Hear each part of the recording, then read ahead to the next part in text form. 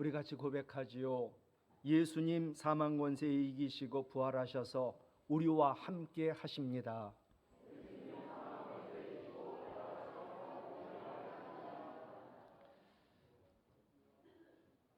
철학자 키엘케골은 죽음에 이르는 병이란 책에서 인류를 죽음에 이르게 하는 병은 절망이다 라고 말합니다. 사람이 절망이란 병에 걸리면 세 가지 형태로 산답니다. 아무 의식 없이 맹목적으로 살거나, 남들 사는 대로 따라 살거나, 자기만의 고집에 매달려 살다가 그러다 죽는 게 절망뿐인 인생이라 말합니다. 절망은 인류를 영원한 죽음에 이르게 하는 통로가 된다라고 말하고, 절망을 극복하는 방법은 하나, 오직 하나님과의 관계 회복으로만 가능하다라고 그는 결론을 내립니다. 오늘 본문의 제자들, 부활의 주님을 두 번이나 만났습니다. 그런데 아직도 주님이 눈에 보이지 않는다고 절망 속에서 물고기를 잡으러 갔습니다. 밤새도록 수고했으나 헛수고뿐이었지요. 그런데 부활의 주님은 이 실패한 제자들에게 다시 나타나셔서 말씀으로 소망을 주시며 주님과의 관계를 회복시켜 주셨습니다. 오늘도 마찬가지입니다. 절망 가운데 낙심하고 있는 우리에게 부활의 주님은 찾아오십니다. 그리고 말씀으로 소망을 주시고 하나님과의 관계, 그리고 모든 것을 회복시켜 주십니다. 첫 번째로 죽은 자 가운데서 살아나신 주님, 우리에게 소망을 주십니다. 14절 말씀을 보면 이것은 예수께서 죽은 자 가운데서 살아나신 후에 세 번째로 제자들에게 나타나신 것이라 말씀합니다. 여러분, 예수님이 죽은 자 가운데서 살아나셨음을 믿으십니까? 그 주님이 지금도 나와 함께 하시고 우리의 예배를 받으심을 믿으십니까? 사형 집행장에서 사형수들의 마지막 모습을 지켜본 서울구치소 교도대 대대장, 하나님이 고치지 못할 사람은 없다라는 책을 쓴 박효진 장로님, 부활의 예수님을 믿는 자와 믿지 않는 자의 차이가 확연히 드러나는 것이 어디냐? 그것이 바로 사형 집행장이라고 이분은 말합니다. 부활의 주님을 믿는 사람은 내가 죽어도 부활을 믿기에 두려움이나 주저함 없이 죽음을 담대하게 받아들인다라고 말을 합니다. 우리 예수님 죽은 자 가운데서 살아나셨습니다. 좀 전에 우리가 사도신경을 고백했는데 사도신경에도 장사된 지 사흘 만에 죽은 자 가운데서 다시 살아나셨으며 라고 고백했습니다. 14절에 죽은 자라는 헬라어는 시체를 말합니다. 여러분, 죽은 자라고 하면 별 느낌이 없는데 시체라고 하면 느낌이 옵니다. 도저히 친근감을 주는 대상이 아닙니다. 오직 하면 사랑하는 가족이라 할지라도 일단 죽어 시체가 되면 방해조차 두려고 하지 않고 그를 장례식장이나 다른 곳에 격리를 하겠습니까? 예수님 십자가에서 처참하게 시체가 되셨습니다. 왜일까요? 죄인인 우리가 받아야 할 죄의 형벌을 대신 받으셨기 때문입니다. 죄의 형벌을 받으면 사람은 시체가 됩니다. 하나님 우리에게, 죄인인 우리에게 구원을 값없이 은혜로 거저 주셨습니다. 그러나 하나님은 엄청난 대가를 치르셨습니다. 독생자 예수 그리스도를 죄인인 우리 대신 십자가에서 시체가 되게 하신 것입니다. 그러나 예수님께서 우리 죄를 대신하여 시체 되신 것만으로 끝나버렸다면 우리도 언젠가는 죽을 텐데 우리도 시체로 끝날 겁니다. 예수님이 시체 되신 것으로 끝난다면 예수님은 결코 살아계시지 않으니까 우리의 기도도 들을 수 없고 우리의 기도에 응답하실 수도 없고 우리에게 아무런 소망도 주실 수 없고 우리의 구원자가 되실 수도 없었을 것입니다.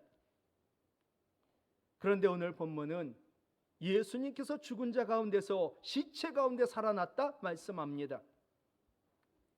14절에 예수께서 죽은 자 가운데서 살아나신, 이 살아나셨다라는 헬라어가 일어나셨다라는 뜻입니다. 예수님 시체 가운데 일어나셨습니다. 여러분 보세요. 시체는 일어날 수 없습니다.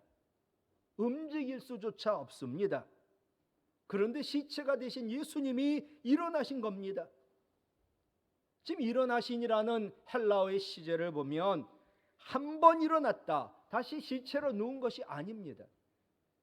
시체가 일어났는데 영원히 일어나셨다라는 뜻입니다. 예수님이 시체가 되셨다가 예수님이 일어나셔서 지금도 살아계셔서 지금 우리 가운데 함께 하시고 우리의 예배를 받으시는 줄 믿으시기를 바랍니다. 십자가에서 시체 되셨던 예수님, 하나님에 의하여 영원히 일어나셨기 때문에 예수님의 시체 되심이 참 의미를 갖게 되었습니다. 예수님이 시체가 되심으로 우리는 죄에서 구원을 받았고 예수님 다시 일어나셨기 때문에 우리는 사망에서 우리는 구원받았습니다. 즉 예수님은 우리를 구원하신 참된 구원자가 되신 겁니다.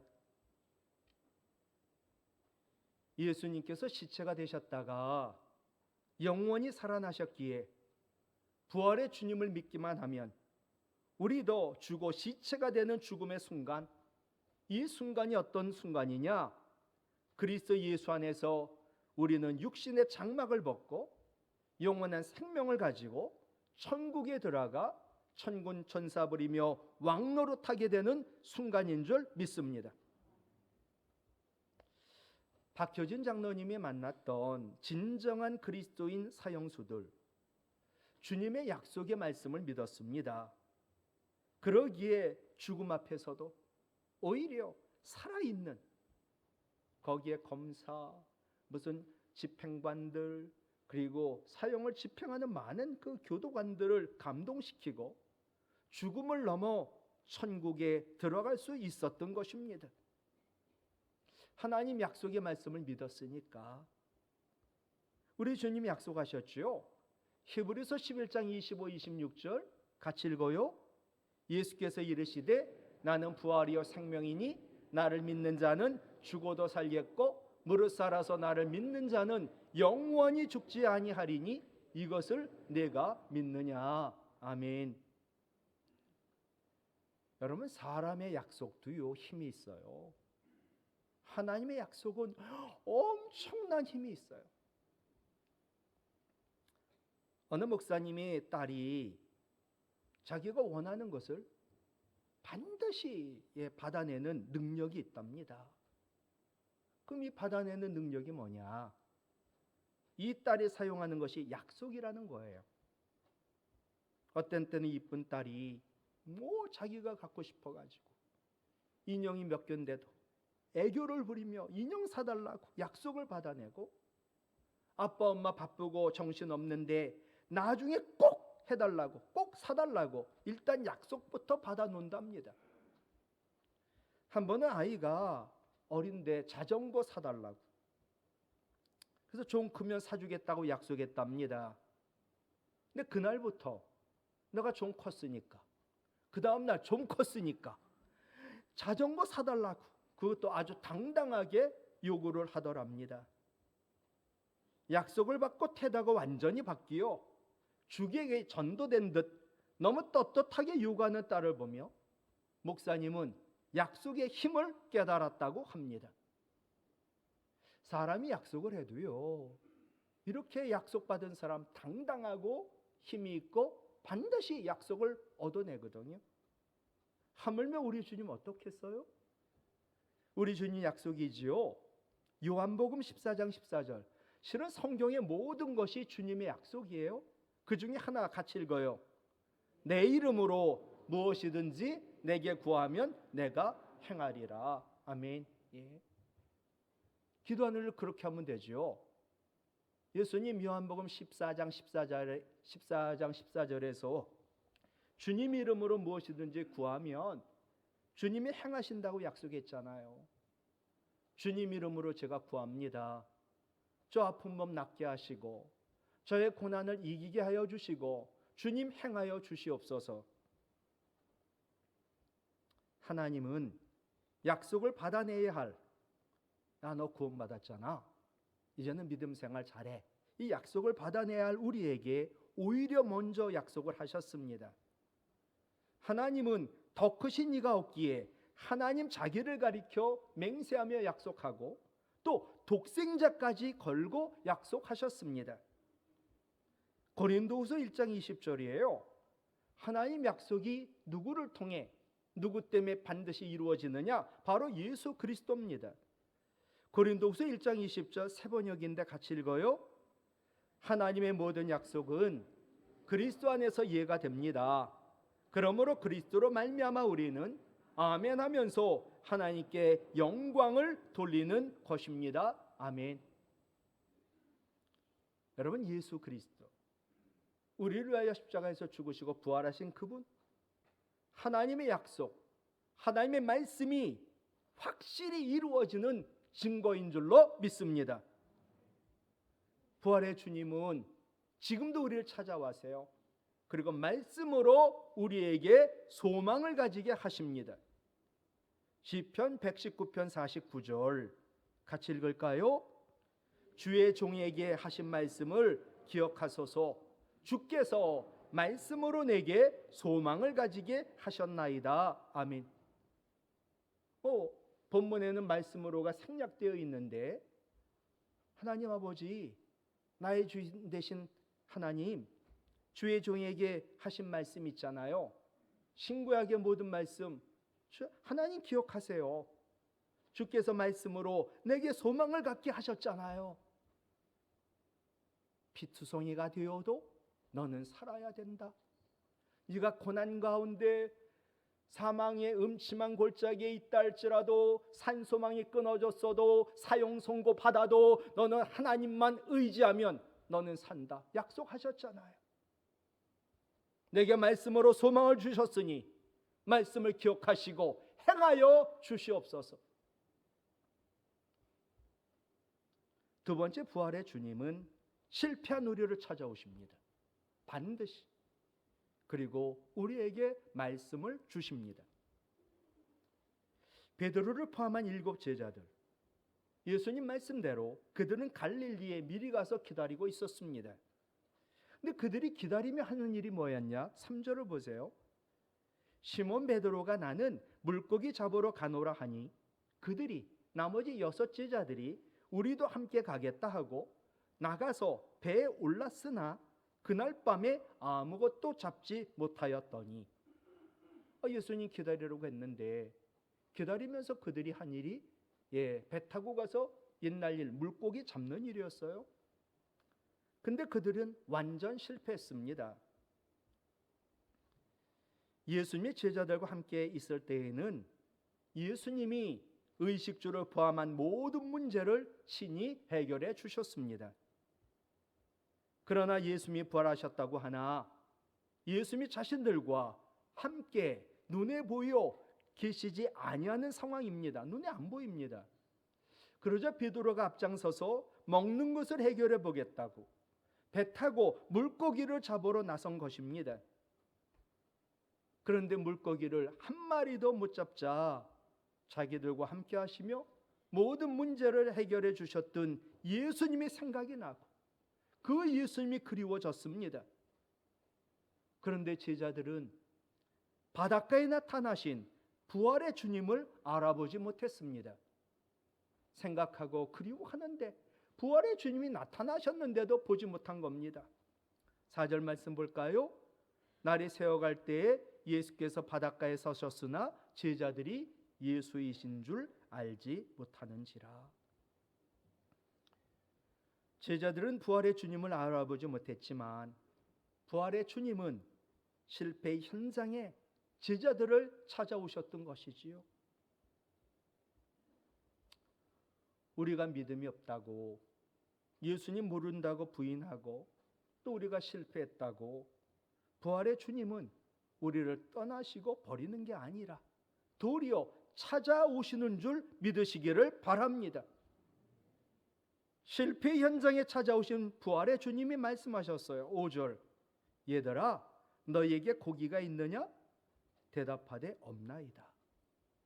여기서 얘들아라고 하는 헬라어 파이디오는 아주 작은 어린아이들을 말합니다.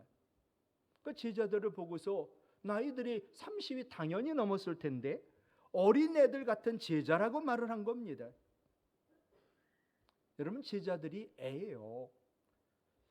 예수님 눈에 안 보이면 예수님 안 계신다고 그렇게 생각하는 아주 어린 애들 같은 신앙을 제자들이 지금 가지고 있는 겁니다. 제자들은 예수님이 눈에 안 보이면 부활의 주님은 자신들에게 아무것도 하실 수 없는 분이라고 생각한 거지요. 그래서 부활의 주님이 제자들 보고 얘들아 라고 부르신 거지요. 부활의 주님이 무엇을 원할까요? 예수님이 보이지 않으면 안 계신 것처럼, 아무것도 하실 수 없는 것처럼 그렇게 생각하는 우리의 애들 신앙에서 우리가 부활의 주님이 보이지 않아도 보지 않고 믿는, 즉 부활의 주님을 믿는 신앙으로 우리의 믿음이 자라기를 부활의 주님은 원하고 계십니다.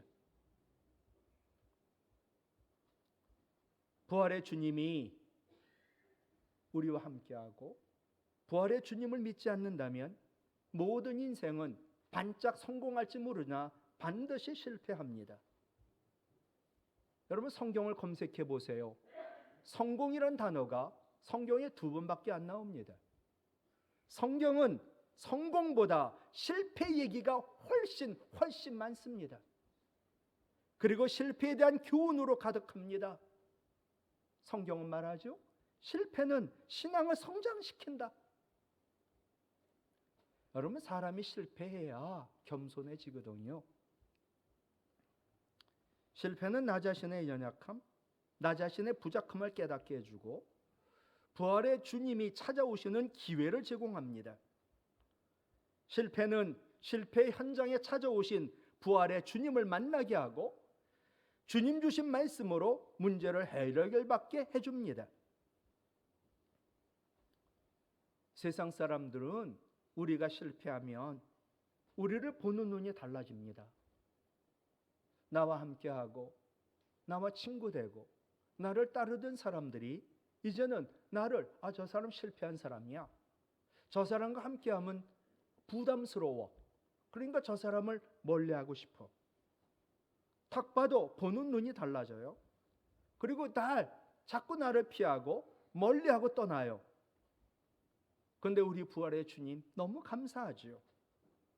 실패한 우리를 찾아오세요. 그리고 실패했는데 불쌍히 긍휼력 있는 눈으로, 사랑의 눈으로 바라보세요. 그리고 실패를 해결할 수 있는 말씀을 주시는 거예요. 6절 보세요. 그물을 배 오른편에 던져라. 해답을 주시더라고요. 그리하면 잡으리라 하시니 정말 말씀에 순종하여 던졌더니 물고기가 많아 그물을 들 수 없더라. 여러분, 우리 주님의 말씀은요, 천지를 만들고 모든 병도 고치고 모든 귀신도 내쫓고 죽은 자도 살리고 모든 문제를 해결하는 능력이 있는 줄로 믿습니다. 주님의 말씀 순종했지요. 그러자 11절에 더 구체적으로 결과가 나와요. 가득 찬 큰 물고기, 작은 것도 아닙니다. 큰 물고기 153마리라 이같이 많으니 같이 읽을까요? 그물이 찢어지지 아니하였더라. 예. 부활의 주님의 말씀에 순종할 때 부활의 주님은 우리의 빈 그물에 복을 가득 채워주세요. 그런데 그 그물이 찢어지지 않는, 새지 않는 복을 주세요. 내가 빈 그물이죠. 실패했죠. 주님 찾아오시더라고요. 그리고 해답인 말씀을 주시더라고요. 그 말씀에 순종하면 우리의 빈 그물을 가득 채워주시되 그것이 새지 않는 정말 완전하고 안전한 복을 주심을 믿으시기 바랍니다. 물고기가 너무 많아 그물을 들 수 없자 예수님 사랑하시는 제자, 즉 요한이 제자를 부를 때 생각이 난 거예요. 누가복음 5장 예수님 제자를 부를 때 어떻게 했어요? 야, 너희들이 물고기 잡았니?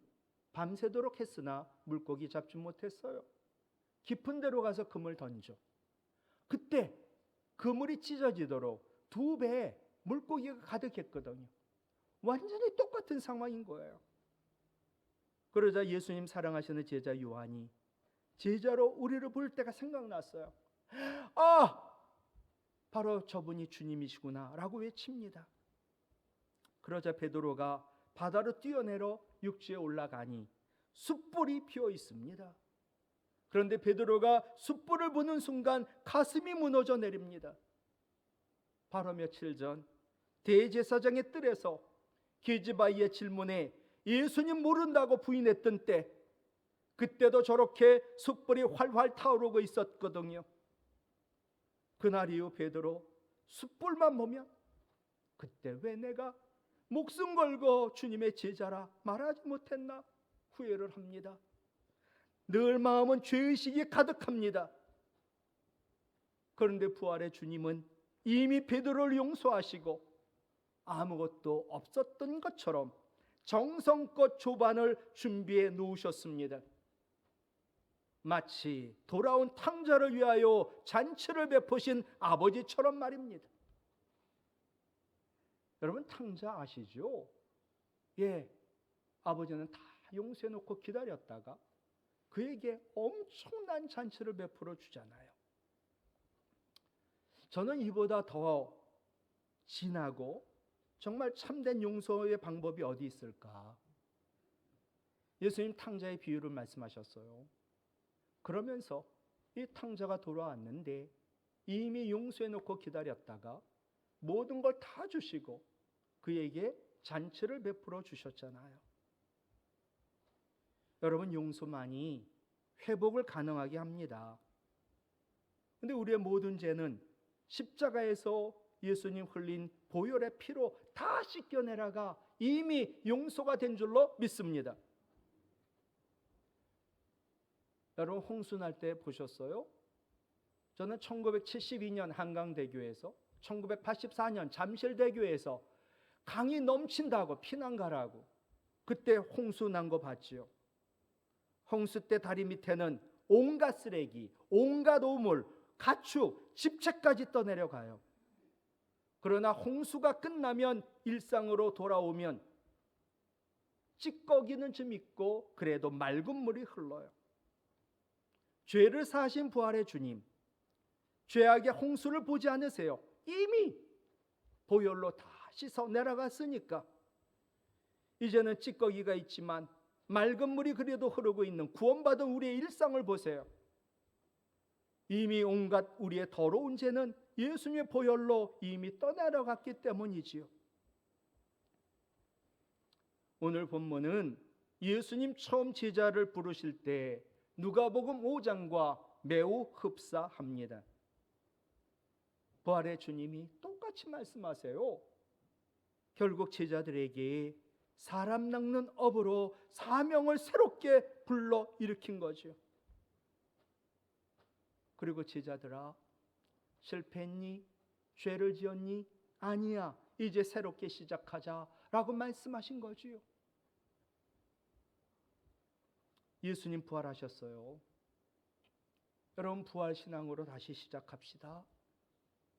그런데 이왕 믿는 거 믿음의 프로가 됩시다. 1800년 일본 대표적 화가 호쿠사이, 이분이 일본을 대표하는 화가였답니다. 지인이 찾아와 수탉을 그려달라고. 워낙 이분 그림 명화니까. 그런데 일주일 후에 오라고. 일주일에 갔지요.